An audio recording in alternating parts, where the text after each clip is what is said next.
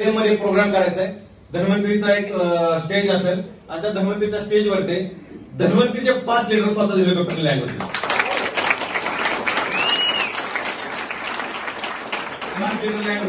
ज्यावेळेस 5 लोक हेलिकॉप्टर घेतील त्यावेळेस Audi, Mercedes Benz, BMW, Jaguar अशा हजारो लोक गाड्या घेतील. ह्या गाड्या अशा हजारो लोक घेतील आणि ज्यावेळेस हजारो लोक घेतील त्यावेळेस लाखो लोक 10 लाखाच्या गाड्यांचा पाऊस घेतील. असे लाखो लोक असतील. उनका दिमाग का इस्तेमाल मत करो, जो सिस्टम है उसको फॉलो करो. क्या होता है दोस्त, हम लोग बहुत बार जो फेलियर लोग होते हैं उनका हम लोग ओपिनियन लेते हैं और हम लोग फेल बनते हैं. जैसे हम लोग देखते हैं कि यहाँ पे 2 लाख कमा रहे हैं, 5 लाख कमा रहे हैं, 10 लाख कमा रहे हैं. इतना सब देखने के बाद हम लोग घर पे जाते हैं, अपने पड़ोसी को पूछते हैं कि मैंने कैसा मीटिंग देखा जिसमें महीने का 2 लाख 5 लाख आता है. पड़ोसी क्या बोले, तो पागल हो गए. पड़ोसी कमाता कितना है? 10,000 20,000 10,000 20,000. और उसको पूछा कि आपने 2 लाख 4 लाख कैसे कमा सकते हैं? क्योंकि दोस्तों ऐसा कहते हैं लोग खुद के दुखों से दुखी नहीं, दूसरों के सुखों से दुखी. अगर आपको 2 लाख आ गया तो सबसे ज्यादा प्रॉब्लम किसको होगा? पड़ोसी को. उसको जाके बोलो मैं गाड़ी लेने वाला हूँ, वो क्या बोलेगा? तो पागल हो गए क्या? डीजल बढ़ रहा है, सर्विसिंग का खर्चा बढ़ रहा है, जैसा सब पैसा वो देने वाला है. दोस्त, ये जो हमारा दिमाग है, ये हमारे कान है, ये म्युनिसिपैलिटी का डब्बा नहीं जो कोई भी आएगा इधर डाल के चला जाएगा. जैसे हमारे घर के बाहर अगर कोई कचरा डालेगा तो हम लोग क्या करेंगे? लड़ेंगे, उसको लड़ेंगे, उसको डालने नहीं देंगे. फिर भी डालेगा तो मारेंगे, उसको मारेंगे. सही बात है. देखो दोस्त, जो कचरा हम लोग क्लीन कर सकते हैं वो भी डाला तो समझ नहीं होता, और इधर कचरा डालना उसका है. लोग आ रहे हैं हमारे पास, बोल रहे हैं तू जिंदगी में कभी कामयाब नहीं बनेगा, पूरी जिंदगी नौकरी करेगा, तेरा बेटा भी नौकरी करेगा, ऐसा हमारे बारे में नेगेटिव बोल रहा है. और हम बीवी को बोल रहे हैं कि साहब के लिए चाय बनाओ. अरे ऐसे आदमी को घर में आने ही मत दो. मैं सीरियसली बोल रहा हूँ. जो फेलियर करो, आपने अमिताभ बच्चन को जुहू चौपाटी में देखा है क्या? बैठे चाय पीते हुए. या आपके गांव के किसी करोड़पति को देखा है क्या चौराहे पे बैठा चाय पी रहे हैं? दोस्तों, जो चौराहे पे चाय पीते हैं ना, वो सब फेलियर लोग रहते हैं. कौन रहते हैं वो लोग? फेलियर लोग रहते हैं जिनके लाइफ में कुछ पर्पज नहीं, जो भगवान नहीं लेके जा रहा इसलिए जिंदा है. उनके लाइफ में ऐसा कुछ पर्पज है. जो 4 आदमी रहते हैं 2x4 चाय लेते हैं और धीरे से पीते हैं. धीरे से उसको पूछा गया तू क्यों धीरे से चाय पीता है, तो बोलता है मैं गर्म चाय पीता नहीं. और धीरे से क्यों पीता है, तो सबसे पहले जो कप रखने जाएगा चाय वाला उसको पैसे मांगे.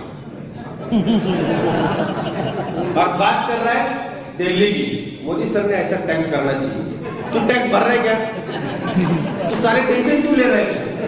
जो भर रहा है वो देखेगा ना. ऐसे सब फेलियर डिस्कशन चलता है. दोस्त, ये बहुत सारे लोग न्यूज़पेपर पढ़ते हैं, सब लोगों के घर में आता होगा. पिछले 30 दिनों का न्यूज़पेपर निकाल के देखो, उसमें न्यूज क्या रहता है? आज खजुराहो में एक्सीडेंट हो गया, 4 लोगों की मौत हो गई. कल लखनऊ में एक्सीडेंट हो गया, 20 लोगों की मौत हो गई. परसों कानपुर में एक्सीडेंट हो गया, 40 लोगों की मौत हो गई. मैटर वही रहता है, गांव का नाम, लोगों का नाम बदल देते हैं, वही न्यूज आ जाते हैं आगे. कुछ है नहीं दोस्तों. कुछ भी हम आपको कुछ फर्क पड़ रहा है उससे. दूसरे जगह अगर 20 मिनट हम लोग खुद के लाइफ के बारे में सोचेंगे कि मेरे को जिंदगी में चाहिए क्या, और उसे हासिल करने के लिए मैं क्या कर सकता हूँ, या मेरे को मेरे बेटे का फ्यूचर बनाना उसके लिए मैं क्या कर सकता हूँ. अगर हम लोग ऐसा पॉजिटिव लेंगे, 20 मिनट हम लोग पॉजिटिव सोचेंगे कि मेरे को धनवंतरी में डायमंड बनना है, तो डायमंड बनने के लिए मेरे को क्या करना पड़ेगा? मेरे को कितने लोगों को प्लान दिखाना पड़ेगा, मेरे को कितने लोगों को एलईडी अटेंड करना पड़ेगा, मेरे को कितने होम मीटिंग करना पड़ेगा, मेरे को कितने लोगों के घर पे जाना पड़ेगा. उसके बारे में अगर हम लोग सोचेंगे तो 2 साल में हमारी जिंदगी बनेगी.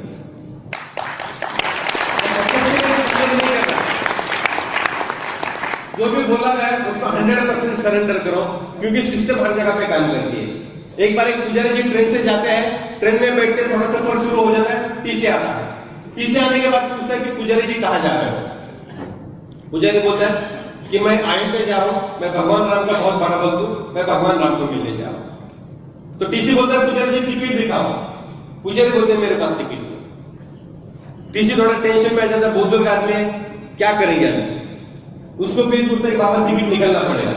तो पुजारी बोलते हैं कि मैं भगवान राम का बहुत बड़ा भक्त हूं और मैं भगवान राम को मिलने अयोध्या जा रहा हूं. तो टीसी थोड़ा देर सोचता है और थोड़ी देर बाद बोलते हैं चलिए मेरे साथ। वो पुजारी बोलते हैं कहां पे? तो टीसी बोलता है जहां पर भगवान कृष्ण का जन्म हुआ था वहां पर। कहां पे होता कृष्ण का जन्म? जेल में। अगर आप पुजारी हो, कोई ट्रेन में बैठे तो टिकट निकालना चाहिए, वहां का सिस्टम है। उसी तरह लाइफ में अगर सक्सेसफुल बनना है तो सक्सेसफुल बंदे को फॉलो करना चाहिए। जैसे दो तरह के लोग रहते हैं जो बाईपास कराते हैं। एक इंजीनियर रहता है जो रोड के बाईपास कराता है, एक डॉक्टर रहता है जो हृदय के बाईपास कराता है। अगर आपको हृदय का बाईपास करना है तो किसका ओपिनियन लेना चाहिए? डॉक्टर। और इंजीनियर का लिया था तो अपनी बाईपास, दोनों भी बाईपास कराता। उसी तरह अगर आपको कामयाब बनना है तो जो बंदा अगर सक्सेसफुल है उसका ओपिनियन लेना चाहिए।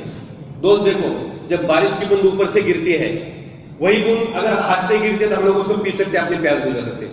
बारिश की बूंद अगर गर्म तवे पे गिरती है तो भाप बन के ऊपर आसमान में चली जाती है। वही बूंद अगर किसी पत्ते पे गिरती है तो मोती जैसा दिखते हैं। वही बूंद अगर किसी शिमले में गिर जाती है तो रियल का मोती बन जाती है। और वही बारिश की बूंद अगर गटर के पानी में गिर जाती है तो पैर धोने के काम में भी नहीं आती। दोस्त, बूंद तो वही थी, लेकिन फर्क इससे पड़ गया किसके एसोसिएशन में थी, संगत में। इसीलिए अगर आपको कामयाब बनना है, अगर आपको कामयाब बनना है तो आपको एसोसिएशन बदलना पड़ेगा। आपका जो एसोसिएशन है उसको बदलना पड़ेगा। जो सक्सेसफुल आदमी है उसके कांटेक्ट में रहना पड़ेगा। आपको जो सीनियर डायमंड है, आपको धर्मेंद्र का जो सक्सेसफुल लीडर है उसके आप एसोसिएशन में जाओ। जो फिर देखो, पिछले 18 सालों से मैंने मेरे साथ कॉलेज के दोस्त बदला है। मैं किसी भी रिश्तेदार के घर पे आज तक मैं जाता नहीं। पिछले 18 साल में मैंने किसी का भी शादी अटेंड किया नहीं। पिछले 18 साल में मैंने किसी का भी बर्थडे अटेंड किया नहीं। देखो, ऐसा किसी का शादी है क्या कि आप लोग गए तो शादी नहीं होगा? आपकी वजह से किसी का शादी हो गया? ऐसा है कोई? आपकी वजह से एक ही शादी रुकने वाला आपका खुद का, वो हो गया, वो फंस गया, एक बार दोबारा नहीं फंसेगा। ऐसे किसी का बर्थडे कि आप लोग गए नहीं तो बर्थडे उसको दुख लगेगा, गलती हो गई। दोस्त, 2 साल बर्थडे मत करो, 2 साल बर्थडे मत करो। कमिटमेंट को कि 2 साल तक 24 घंटा 365 दिन मैं धर्मंत्री के लिए कमिटेड। दोस्तों, मैं इतना कमिटेड हूं, मेरे लाइफ में मेरा सबसे पहला प्रायोरिटी धन्वंतरी आता है। 24 घंटे मेरे दिमाग में सिर्फ और सिर्फ धन्वंतरी रहता है। अगर मेरे को अगर मेरा खून काटोगे तो मेरे खून में हेमोग्लोबिन नहीं, धन्वंतरी निकलेंगे।